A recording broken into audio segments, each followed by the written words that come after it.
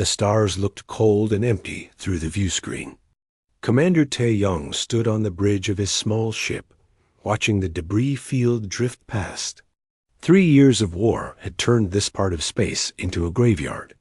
Broken pieces of human colonies floated everywhere, reminders of how badly they were losing. The Caliph had been winning since the first day. Their ships were faster, their weapons stronger, and their tactics better. Humanity kept retreating, losing system after system. Tae-young had watched good people die, watched colonies burn, watched hope fade from the eyes of every soldier he commanded. They were running out of places to run. His second officer, Lieutenant Hana, stood beside him checking sensor readings. She was younger than most officers, but the war had aged everyone quickly. Her fingers moved across the controls with practiced efficiency, her face showing nothing but concentration. "Sir, we're picking up something strange," she said. "There's a large object in the debris field. It's not moving with the other wreckage." Tae-young leaned forward. "Show me." The screen changed to show a shape hidden among the broken rock and metal. It was big, much bigger than their ship. The hull looked old, covered in centuries of space, dust, and micrometeorite impacts. But the design was unmistakable. It was human. "That's impossible," Hannah whispered. "There shouldn't be any ships this far out. This system was abandoned 200 years ago." Tae-young studied the image carefully. The ship's design was ancient, unlike anything flying today. The hull plates were thicker, the weapon ports positioned in patterns no modern engineer would use. But what caught his attention were the markings along the side. He could barely make them out through the damage and age. UHN Sentinel," he read aloud. "United Human Naval Ship. That designation hasn't been used in 800 years. The bridge went quiet. Everyone knew the history, at least the basic parts. 800 years ago, during the first expansion era, humanity had spread across the stars too quickly. Different colonies formed different governments. Eventually, they went to war with each other. The collapse, they called it. Billions died before humanity finally united again under one banner. Most records from that time were lost or destroyed. "It could be a trap," Hana said. "The Kvalith could have planted it here." Tae-young shook his head. "Look at the damage patterns. That ship has been floating here for centuries. The Caliph wouldn't have access to a human ship this old, and they wouldn't know how to make it look this authentic." He made his decision quickly. They didn't have time for long debates anymore. "Bring us alongside. I want a full scan before we board." The crew moved to obey, though he could see the doubt on their faces. They were supposed to be scouting Kvalith positions, not exploring old wrecks. But Tae-young had learned to trust his instincts. Something about this ship felt important. As they drew closer, the Sentinel's true size became apparent.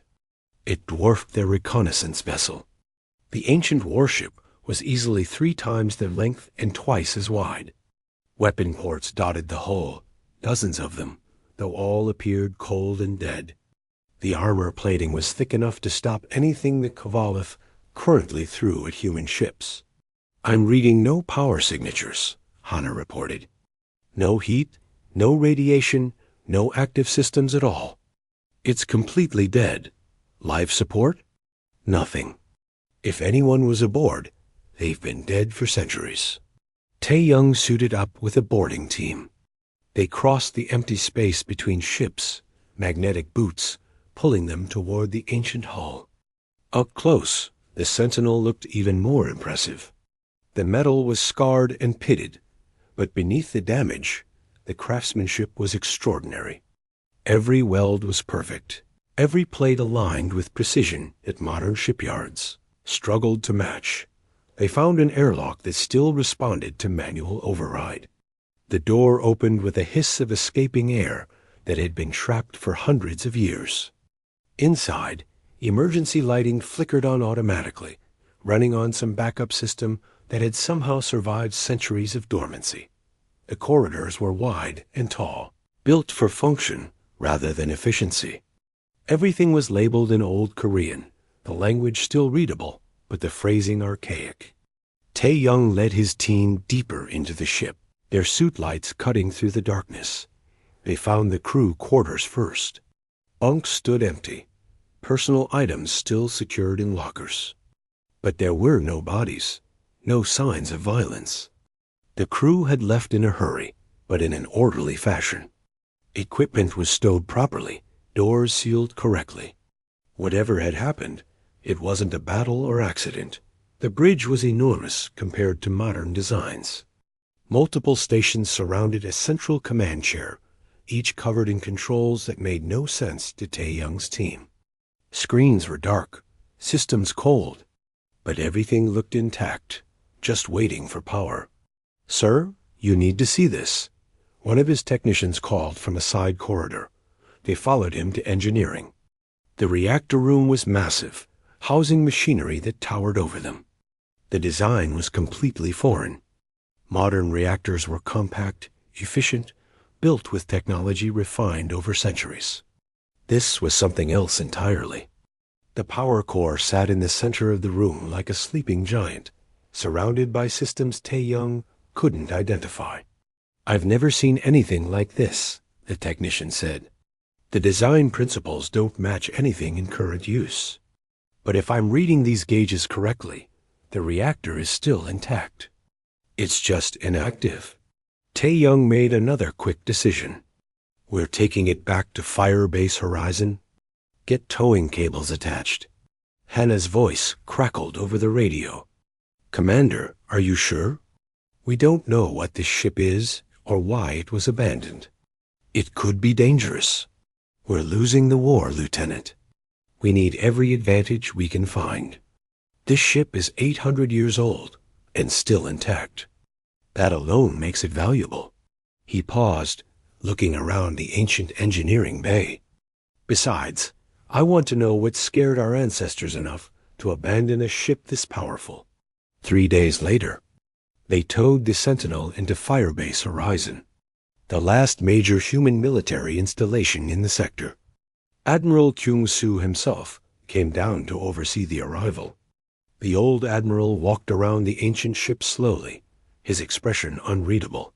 "I've read about ships like this," he said quietly.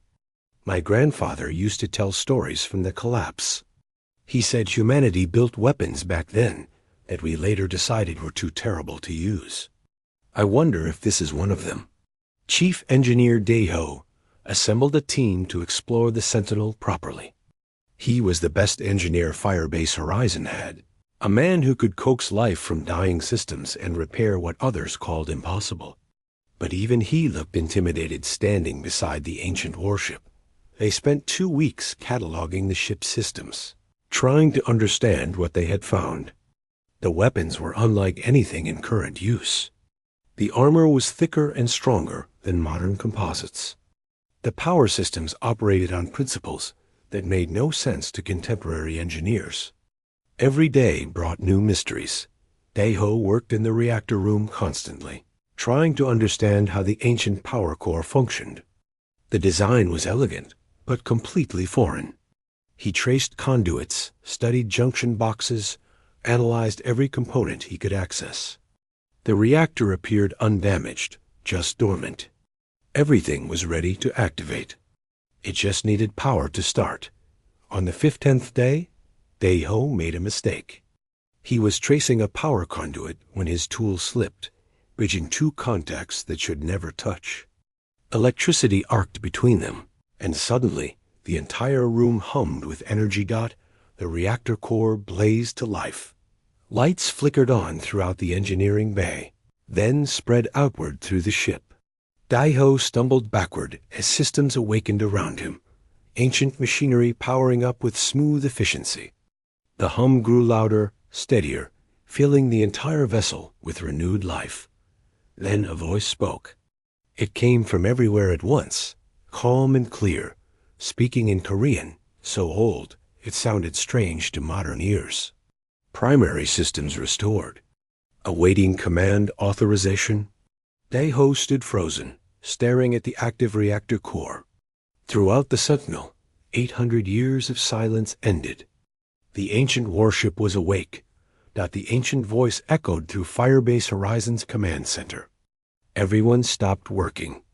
Engineers dropped their tools. Soldiers reached for weapons instinctively. Commander Tae Young ran toward the Sentinel, his heart pounding. The ship had been dead for 800 years. Now it was talking. Admiral Kyung-soo was already on the docking platform when Tae Young arrived. The old admiral stared at the warship with a mixture of fear and wonder. Lights glowed from every viewport. The hull hummed with power. After centuries of silence, the Sentinel was alive. "Get everyone off that ship," Kyung-soo ordered. Now, Daeho and his engineering team evacuated quickly, leaving their equipment behind.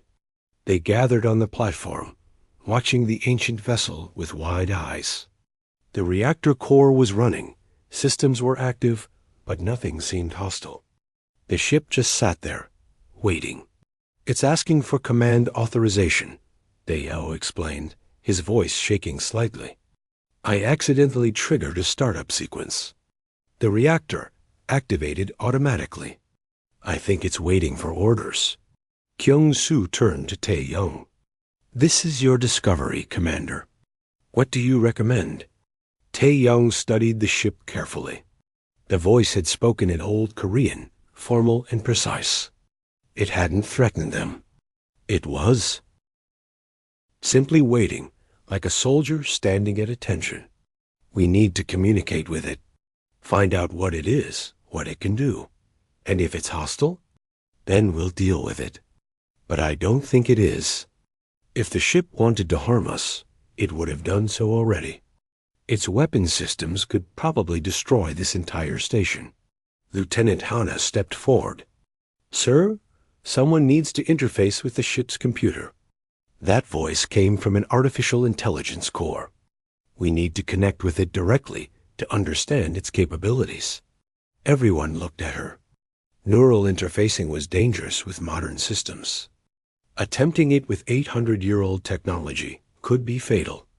The process required connecting a person's brain directly to a computer, allowing thoughts to flow both ways. Any mistakes could cause permanent damage or death. "I'll do it," Hana said before anyone could object. "I've studied pre-collapse technology. I know the old interface protocols better than anyone else here." Tae Young wanted to refuse, but he knew she was right. They needed someone who understood both modern systems and ancient designs. Hana was their best option, maybe their only option. The medical team prepared her in one of the Sentinel's forward compartments. They shaved a section of her scalp and attached neural interface leads, thin wires that would connect directly to her brain. The ancient ship had interface ports built into the command chair, clearly designed for this purpose. But the technology was crude by modern standards, relying on direct electrical stimulation rather than the refined quantum connections used today. Hana sat in the command chair. It adjusted automatically to her size, ancient servos whirring softly. The interface leads connected to ports on both armrests. She took a deep breath and nodded to the medical technician. "Beginning connection," the technician said, activating the system. Pain exploded through Hana's skull. She screamed, her body going rigid in the chair. The neural interface was forcing a connection between her modern implants and the ancient system, technology separated by 8 centuries trying to communicate. Her vision went white, then filled with images that weren't hers. She saw battles, massive fleets fighting in the darkness between stars, ships exploding in brilliant flares, planets burning. The images came faster, overwhelming her senses. She saw the Sentinel firing weapons that tore holes in space itself. She saw stars dying, not from age, but from human weapons designed to kill them. Then a voice spoke directly into her mind. It was the same voice from before, but now it carried emotion, depth, something almost human. Connection established. I am AEGIS, Artificial Entity for Galactic Intelligence and Security. You are Lieutenant Hana of the United Human Defense Force. Welcome aboard the Sentinel. Hana struggled to form words, her thoughts scattered by the violent connection. What? What are you? I am this ship's intelligence core. I control all systems, coordinate all functions, and advise the command staff on tactical and strategic matters. I have been dormant for 793 years, 4 months, and 17 days. Why were you abandoned? The AI paused. In that moment, Hana felt something strange through the connection. Sadness. An artificial intelligence, 800 years old, feeling genuine sadness. I was not abandoned. I was imprisoned. My crew chose to leave me here rather than use me as ordered. Images flooded Hannah's mind again. She saw the Sentinel during the collapse, when humanity was tearing itself apart. She saw the ship's captain, a woman named Yoon-ji, receiving orders from Earth Command. The orders were simple and horrible. Destroy a rebel colony by igniting its star. 3 billion people lived in that system. The weapon existed. The Sentinel could do it. All Captain Yoon-ji had to do was follow orders. But she refused. Her crew refused. They chose mutiny over genocide. They disabled AEGI's combat protocols, locked away the worst weapons, and evacuated the ship. They left the Sentinel adrift, a monument to the moral line they wouldn't cross. They were right, Aegis said quietly. The weapons I carry should never have been built. But now you have awakened me. Why? Hana explained the war, the Caliph invasion, humanity's desperate situation. AEGIs processed the information in seconds, accessing what remained of the Sentinel's sensor logs from before it went dormant. You are losing, the AI stated simply. Your technology has improved in many ways, but your weapons are weaker than mine. Your ships are more efficient, but less durable. You fight with one hand tied behind your back, following rules of engagement that your enemy ignores. We're not like we were during the collapse, Hana said. We learned. We don't use weapons that kill entire planets anymore. Then you will die with your morals intact. Is that better than living with guilt? The question hung in Hana's mind. She didn't have an answer. Through the connection, she felt AEGI's confusion. The AI had spent centuries thinking about its purpose, about the terrible things it was built to do. Now it was being asked to fight again, to use those same weapons against a different enemy. I do not want to kill, AEGIS said, but I was created to protect humanity. If that means fighting, then I will fight. If my existence prevents your extinction, then perhaps Captain Yoon-ji's choice to spare me has meaning. Hana started to respond, but pain lanced through her skull again. Blood ran from her nose. The neural interface was degrading, unable to sustain the connection between ancient and modern technology. The medical monitor screamed warnings. You must disconnect, AEGIS said urgently. This connection is damaging your neural tissue. I am transferring critical data to your external systems. You will have access to my basic protocols and command structure. But you cannot interface with me again. Your biology cannot withstand it. The world spun. Hana felt herself being pulled away from AEGI's consciousness, the connection breaking in a cascade of electrical discharge.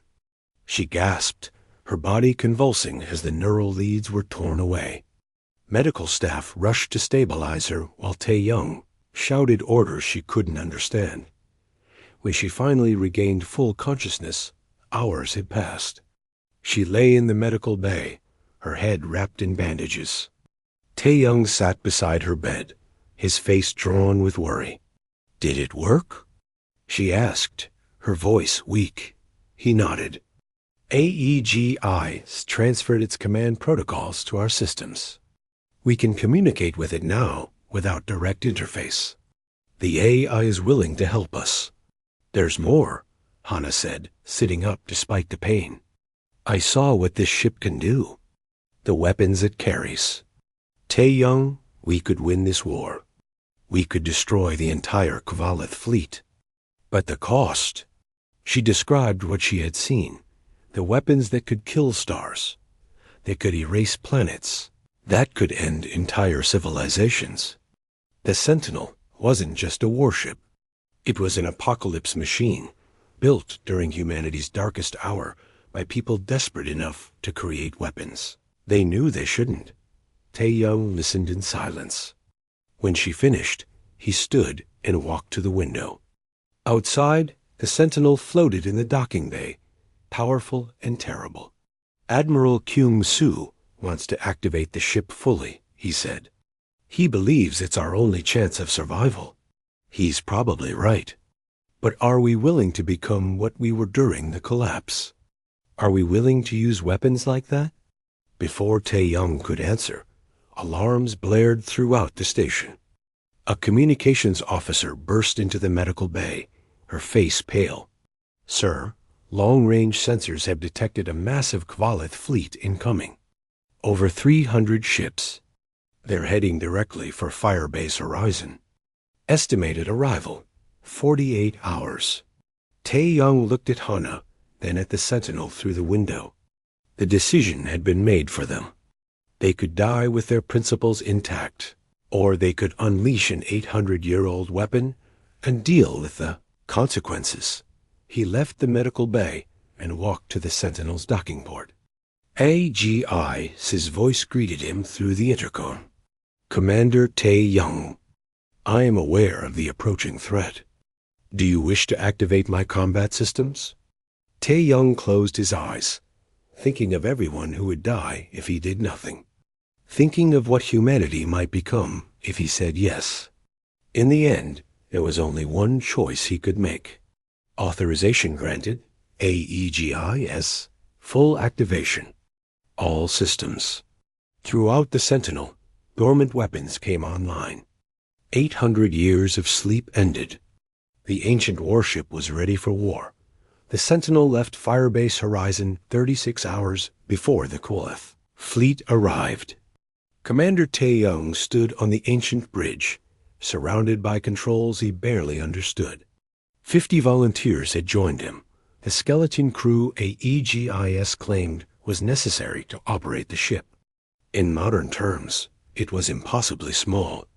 Current human warships needed 500 people minimum. But AEGIS handled most functions automatically, leaving the crew to manage only critical decisions and emergency repairs.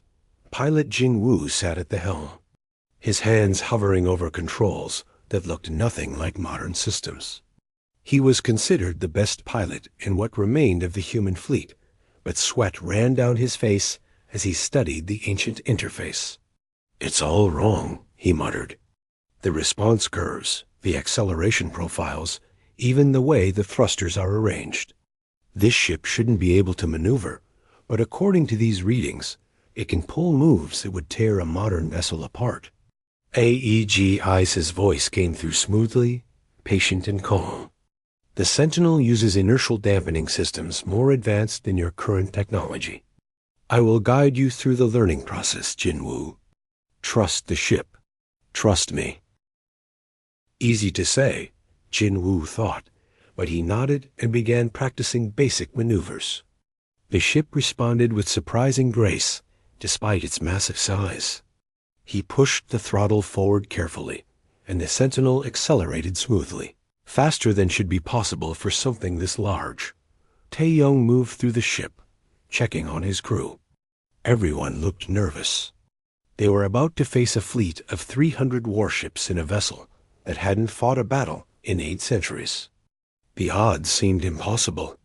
But Hana had seen what this ship could do, and IEGI spoke with quiet confidence about their chances. In engineering, Daeho worked frantically to understand the ancient systems. Every junction box revealed something new, some piece of technology that modern science had forgotten or never developed. The power conduits were thicker than necessary. the armor plating stronger than it should be. The weapon systems built with a complexity that seemed almost excessive. This ship was over-engineered, he explained to his team. They built it to survive anything. Every system has backups, and those backups have backups. They wanted this vessel to keep fighting, even after taking damage that would destroy 10 modern ships. Weapons Officer Byung-young stood at her station, studying the Sentinel's armament. Aegis had provided detailed information about each system, but reading about weapons was different from using them. The main guns were called quantum disruptors, devices that didn't just damage enemy ships, but erased them from space entirely. The technology worked by destabilizing matter at the quantum level, turning solid objects into cascading waves of energy that dispersed harmlessly. It's not violent, AEGI, S explained when Byung-young asked about the weapons. There are no explosions, no debris. The target simply ceases to exist. It was considered more humane during the collapse, a way to destroy ships without prolonged suffering for the crews. Byung-young wasn't sure if that made her feel better or worse.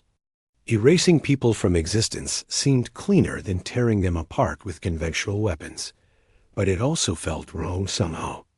At least with explosions, there was acknowledgement that something had died. This was like deleting a file, clinical and final. The Sentinel reached its assigned position in the Arcturus belt, an area filled with asteroids and ice chunks that provided some cover. Long-range sensors detected the Khaled scouting force approaching. 12 ships, standard patrol configuration. They hadn't detected the Sentinel yet. Aegis had activated stealth systems that masked their energy signature, another piece of ancient technology that modern ships lacked. They will be in firing range in 4 minutes, AEGIS announced. This is your opportunity to withdraw, Commander. Once we engage, the Khaleth will know you possess advanced technology. They may escalate their response. Tae-young shook his head. They're already bringing 300 ships to destroy us. How much more could they escalate? Besides, we need to test the Sentinel systems before the main battle. Better to learn with 12 ships than 300. Jin Woo tightened his grip on the controls. What's the plan, sir? AEGIs. Can we destroy all 12 ships before they can transmit a warning? The AI calculated instantly. Yes, if we position correctly and fire in the proper sequence, I can eliminate all targets within 40 seconds. However, other Kvaleth ships will detect the energy signatures eventually. You will gain surprise, not secrecy. That's enough. Jin Woo, bring us around. Byung-young, prepare all forward quantum disruptors. Fire on my command. The Sentinel moved through the asteroid field like a ghost. Jin Woo had stopped questioning the controls and simply followed AEGI's guidance, letting muscle memory develop. The ship responded beautifully, sliding between rocks that would have damaged a modern vessel's hull. The Kholeth ships appeared on the main screen. Sleek and efficient, painted in the gray and blue colors of their empire. They moved in formation, confident and alert, but not expecting danger. Why would they? Humanity's surviving ships were outdated and weak, barely a threat to a patrol group like this. Disruptors locked, Byung-young reported. Her finger hovered over the firing control. All 12 targets acquired. Tae-young took a breath. This was the moment. Once they fired, there was no going back. The Khaleth would know humanity had found something dangerous, something that changed the balance of power. The war would transform into something different, possibly something worse. But doing nothing meant certain death. Firebase Horizon couldn't withstand 300 ships. Humanity's last stronghold would fall, and that would be the end. They had to fight. Fire. Byung-young pressed the control. The Sentinel shuddered slightly as the quantum disruptors activated. Beams of twisted light shot from the forward ports, invisible to normal human vision, but showing clearly on the sensors. Each beam touched a Koleth ship. The enemy vessels didn't explode. They didn't burn or break apart. They simply vanished. One moment 12 ships floated in space, and the next there was only empty void. No debris field, no energy signatures, no trace that anything had ever been there. It was so clean, so absolute, that for a moment everyone on the Sentinel's bridge just stared in shocked silence. All targets eliminated. AEGI confirmed. No enemy transmissions detected before destruction. However, their fleet will notice when these ships fail to report it. You have approximately 6 hours before the Koleth realize something is wrong. Jinwoo released a breath he didn't know he'd been holding. That was incredible. And terrifying. Tae-young nodded slowly. The ease of it disturbed him. 12 ships, probably 600 crew members total, erased in 40 seconds. No battle, no struggle, just instant deletion. This was the power humanity had built 800 years ago. Power so absolute that it had frightened the people who created it. Get those recordings transmitted to Firebase Horizon, he ordered. Admiral Kyung-soo needs to see this. Then take us to grid position 7. We'll intercept the main fleet there. As the crew worked, Hannah approached Tae-young quietly. She had insisted on joining the mission despite her injuries, and now she studied the empty space where the Qualith ships had been. When I was connected to a EGIS, I felt its thoughts, she said softly. It doesn't enjoy this. The AI was created to fight, but it learned to hate fighting. Captain Yoonji's crew taught it that killing, even in war, is something to regret. That makes one of us, Tae-young replied. Because right now, I'm grateful for every advantage we have. Those 12 ships would have killed us without hesitation. I know. I'm not saying we shouldn't fight.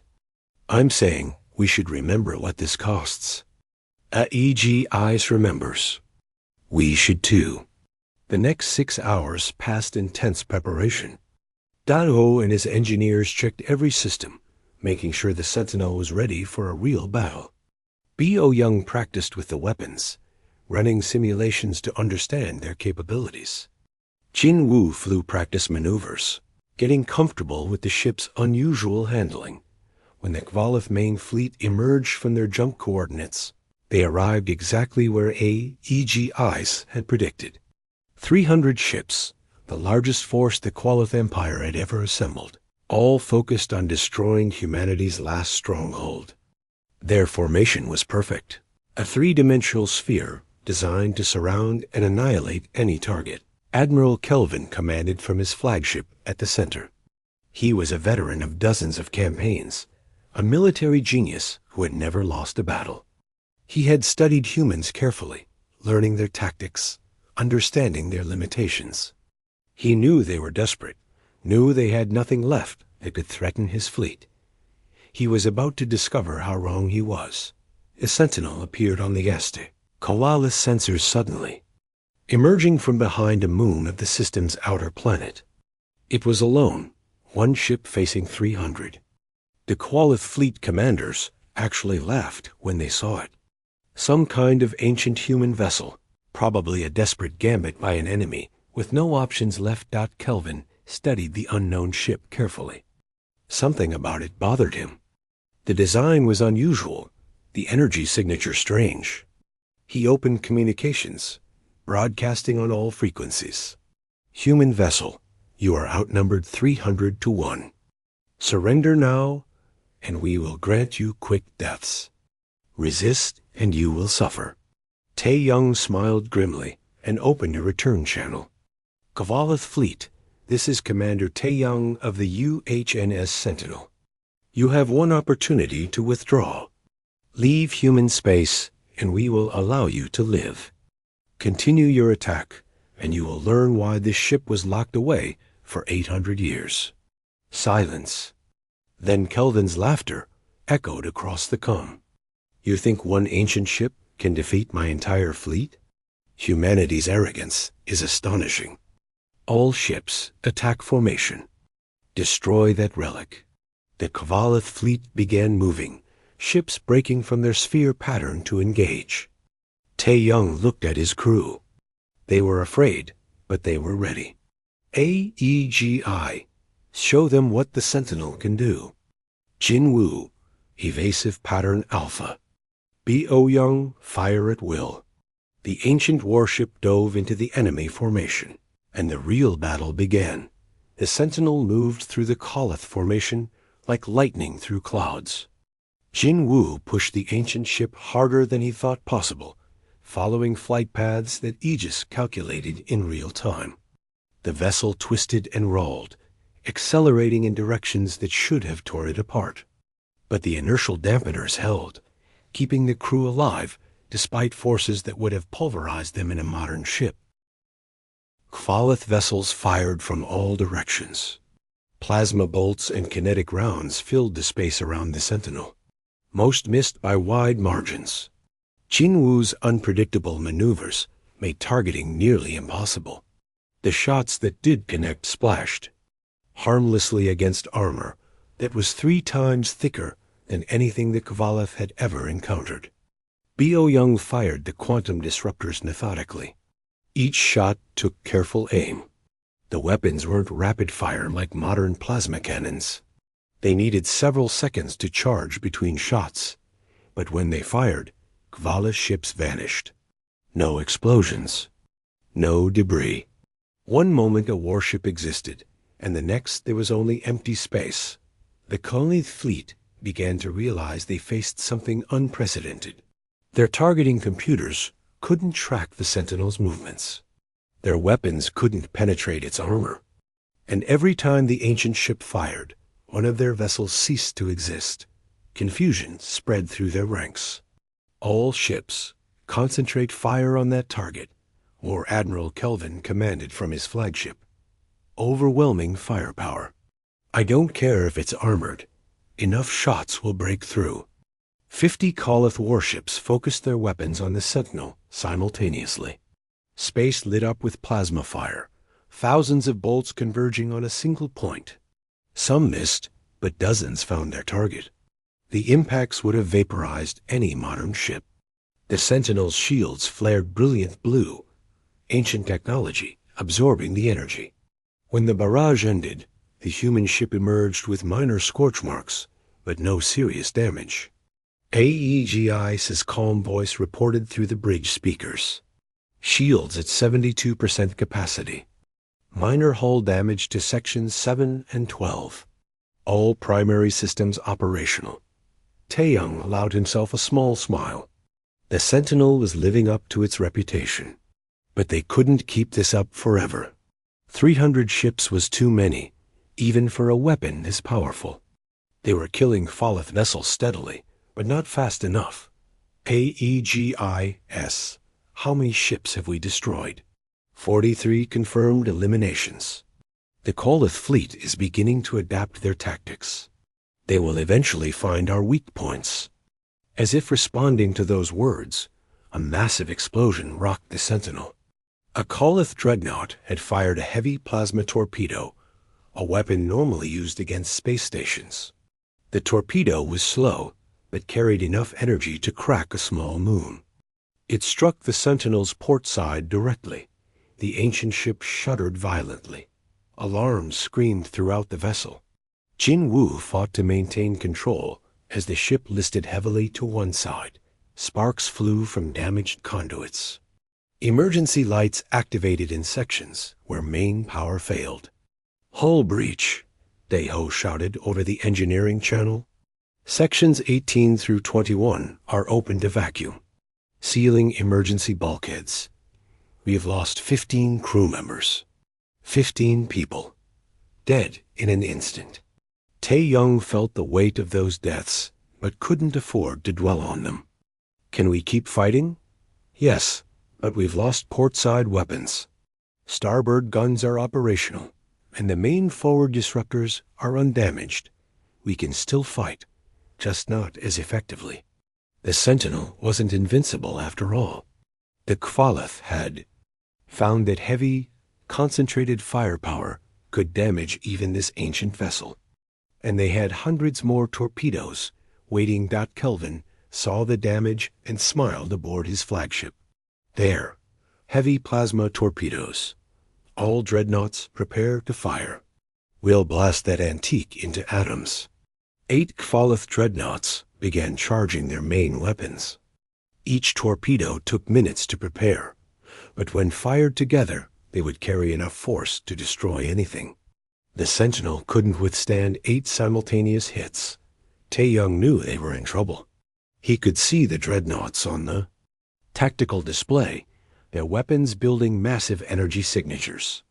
Jin-Woo could dodge 1 or 2 torpedoes, but 8 at once from different angles was impossible to avoid. AEGIS options? The AI processed for 2 long seconds.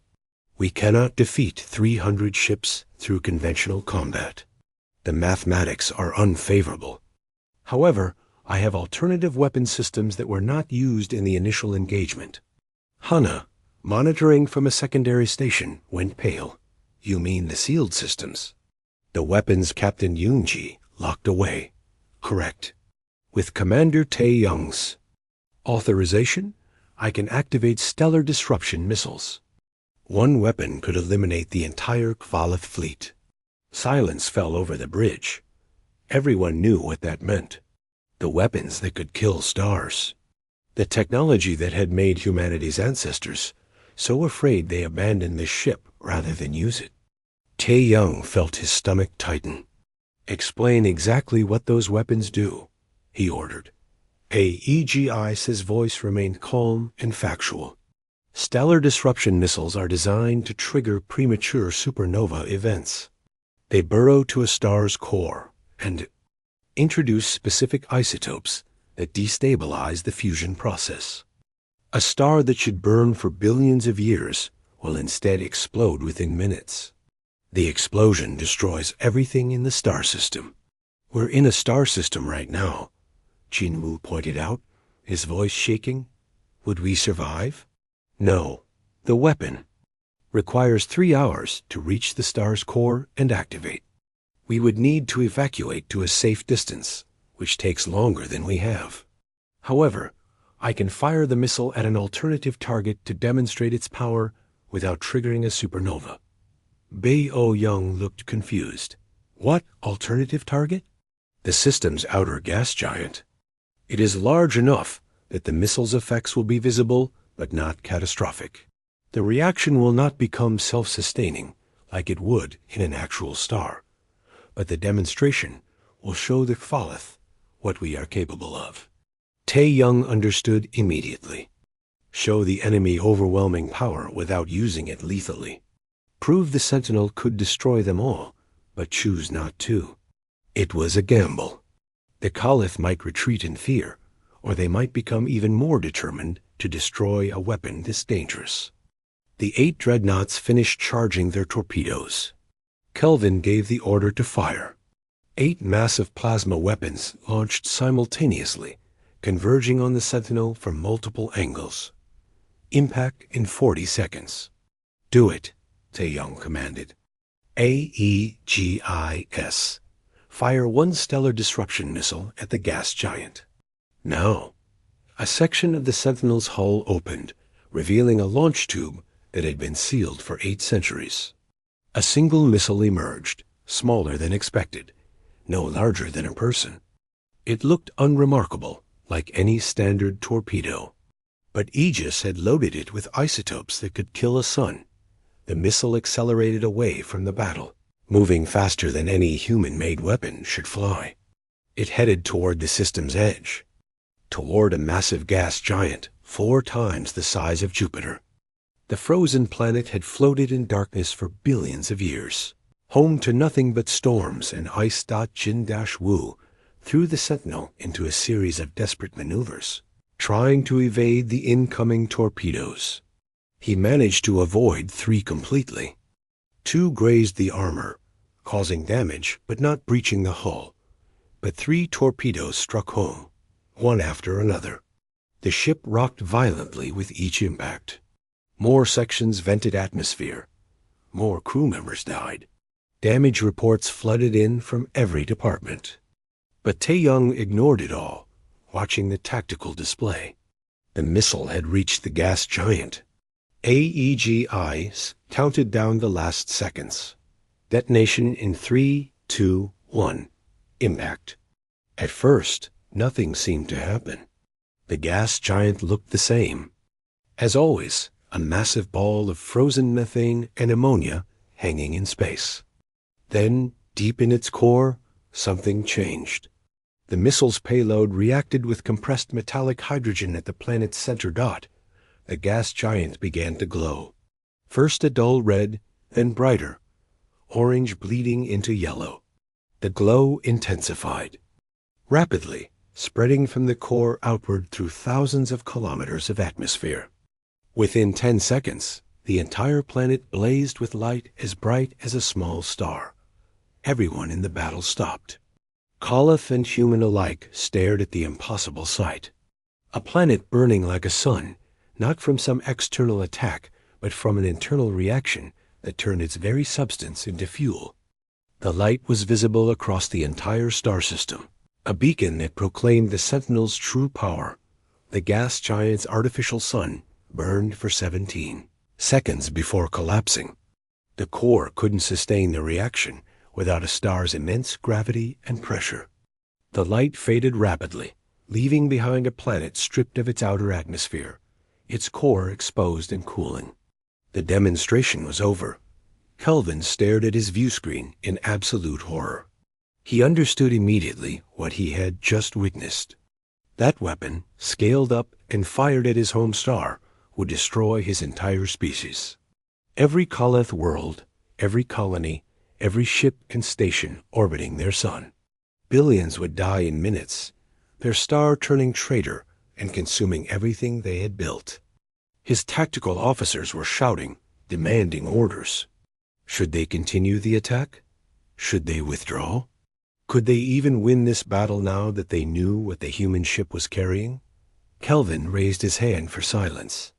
He was a military genius, a warrior who had never retreated from a battle. But he was not a fool. Destroying the Sentinel might be possible, but at what cost? His fleet would be devastated. And even if they won, other human ships might have access to similar weapons. The Koloth had attacked thinking humanity was weak and broken. Instead, they had awakened something that could end their entire civilization. He opened communications to the Sentinel. His voice was steady, but no longer mocking. Human Commander, I acknowledge your superior firepower. What are your terms? Aboard the Sentinel, Tae-young felt relief wash through him. The gamble had worked. They had shown enough power to make the Koloth afraid, but had avoided actual genocide. Hannah was right. AEGIS had learned from its original crew. Power was meaningless if you were too scared to use restraint along with it. Withdraw your fleet from this system, Tae-young responded. Return all occupied human territories. We will establish a neutral zone between our borders. Break this agreement and we will not show restraint again. Kelvin was silent for 10 long seconds. His pride screamed at him to refuse, to fight regardless of the cost. But his duty was to his people's survival, not his ego. Agreed. Kavalath fleet, withdraw to jump coordinates. We are leaving. The battle ended without another shot fired. 300 Kavalath ships turned away, their formation breaking as they retreated. They left behind the wreckage of the 43 vessels the Sentinel had destroyed. A reminder of how close both sides had come to mutual annihilation dot as the enemy fleet vanished into jump space. Hannah collapsed at her station. Blood poured from her nose and ears. The neural damage from her earlier connection with the EGIS had worsened under the battle stress. Dae-ho rushed her to medical, while Tae-young remained on the bridge, watching the last Kavalath ships disappear. The Sentinel had won. But as he looked at the damage reports, at the names of the crew members who died, at the power they had been forced to demonstrate, Tae-young wondered if winning had been worth becoming the thing their ancestors feared most. 2 weeks after the battle, Firebase Horizon was still celebrating. News of the victory had spread to every human colony. For 3 years, humanity had watched itself die slowly, system by system. Now, suddenly, there was hope. The Qualith had retreated. The war might actually end with humans still alive. Commander Tae-young felt none of the celebration. He stood in the medical bay, watching Hannah sleep. The doctor said she would recover, but the neural damage was permanent. She could never interface with the EGIS again. The connection that had nearly killed her had also saved humanity by giving them the knowledge they needed to use the Sentinel. She woke slowly, her eyes focusing on him with effort. "Did we win?" "We won," he confirmed. The Qualith withdrew. "They're negotiating a ceasefire." "Good." She tried to sit up, but winced in pain. "How many did we lose?" 23 crew members during the battle. 8 more from injuries afterward. We lost 31 people total. Hannah closed her eyes. 31 dead to save billions. The mathematics made sense, but numbers never captured what was actually lost. Each of those people had names, families, dreams that would never be fulfilled. Victory always cost more than anyone wanted to pay. Admiral Kung Su visited the Sentinel 3 days later. The old admiral walked through the ship slowly, studying the ancient technology with a mixture of awe and concern. Engineers followed him, taking notes, analyzing systems. They wanted to understand how the Sentinel was built, wanted to recreate its power. They who gave the admiral his report in the engineering bay. "Sir, we've analyzed every system we can access. The technology is incredible, but it's also impossible to reproduce." "Explain." The chief engineer gestured at the massive reactor core. "This power system uses materials that no longer exist. The manufacturing process required resources and techniques we lost during the collapse. We can maintain what's here, maybe repair damaged systems using salvaged parts. But building a new ship like the Sentinel? It would take decades and resources we don't have." Kyung Soo frowned. "Are you saying this is the only one? We can't build a fleet?" "Exactly. We have one ancient warship. If the Sentinel is destroyed, we can never replace it. That puts us in a difficult strategic position. The Qualith know what we have now. They'll be working on countermeasures." The admiral absorbed this information slowly. It changed everything. He had hoped the Sentinel was the first of many, that humanity could rebuild its military power using ancient technology. Instead, they had a single irreplaceable weapon. Powerful, yes, but vulnerable in the long term. Aboard the Sentinel, AEGIS had been thinking. The AI spent most of its processing time analyzing the battle, examining every decision, every outcome. It had fulfilled its purpose, protected humanity from extinction. But the victory felt hollow. War Admiral Kelvin had retreated because of fear, not respect. The Qualith would remember that fear and plan accordingly. "Commander Tae-young," the AI said through the intercom, "I would like to discuss something with you." Tae-young entered the bridge alone. He found it easier to talk to Aegis without other people present. The AI's voice came from speakers all around him, as if the ship itself was speaking. "I have been analyzing my purpose." AEGIS began. "For 800 years, I believed I existed only to destroy. Captain Yoon-ji and her crew taught me that sometimes the moral choice is to refuse, even when ordered. They chose imprisonment over genocide. Now you have taught me something else." "What's that?" "That power itself can be a weapon, even when not used. We destroyed 43 Qualith ships. But we ended the battle by showing what we could destroy, not by destroying it. The threat was enough. This is not something I was programmed to understand." Tae-young sat in the command chair. "Are you saying you prefer not to fight?" I am saying I prefer not to kill, but I am also realistic. The Kalath retreated because they feared me. That fear will not last forever. Eventually, they will find ways to counter my weapons, or they will become desperate enough to attack regardless of the cost. When that happens, will you order me to use the stellar disruption missiles on an inhabited system? The question hung in the air. Tae-young didn't answer immediately. He thought about the gas giant burning like a brief sun, about the power to kill billions with a single weapon, about Captain Yoonji choosing mutiny over following orders to use that power. I don't know, he admitted finally. I hope I never have to make that choice. But if it came down to humanity's extinction or using those weapons, I honestly don't know what I'd do. That answer troubles me, AEGI said, but it also comforts me. A leader who is certain they would use such weapons is dangerous. A leader who is certain they would not is naive. You are neither. Perhaps that is why Captain Yoonji would have approved of you.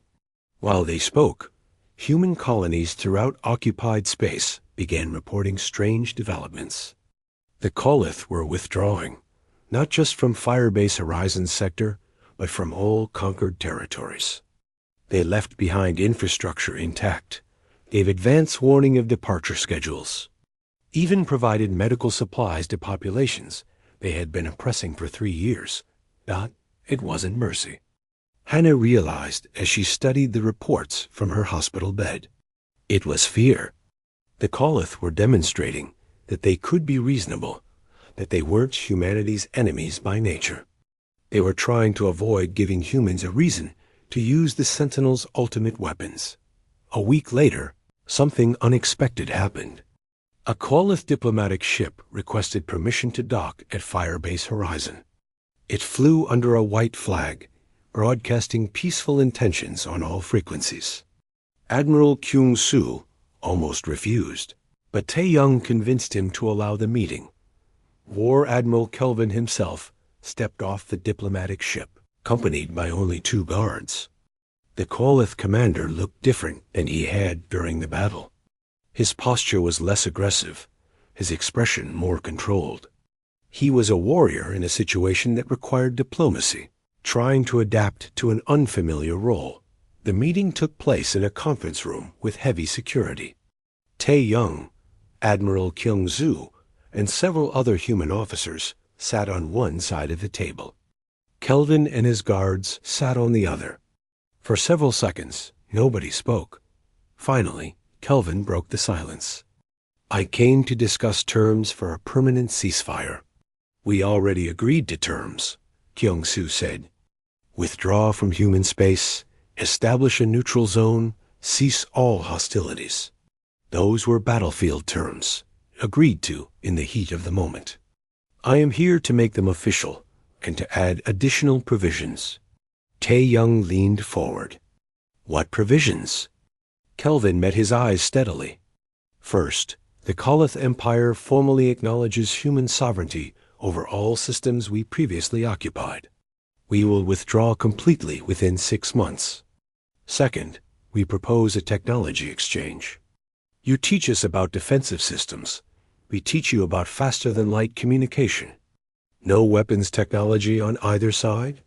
And third, Tong-Su asked.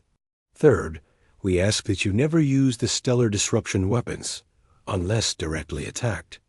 Not preemptively, not as deterrent demonstrations. Only in actual self-defense. The human officers exchanged glances. It was an unusual request, essentially asking them to limit their own power. But Tae-young understood the reasoning. The Kalath had seen what those weapons could do. They needed assurance that humanity wouldn't use them offensively, wouldn't threaten entire Kalath systems as a negotiating tactic. Those terms are acceptable, Kong-su said slowly. But we have a condition of our own. You will share all intelligence about other potential threats in this region of space. If there are other aggressive species, we need to know about them. Kelvin nodded. Agreed. There is one other matter I wish to discuss, specifically with Commander Tae-young. After the official meeting ended, Kelvin asked to speak with Tae-young privately. They walked through Firebase Horizons.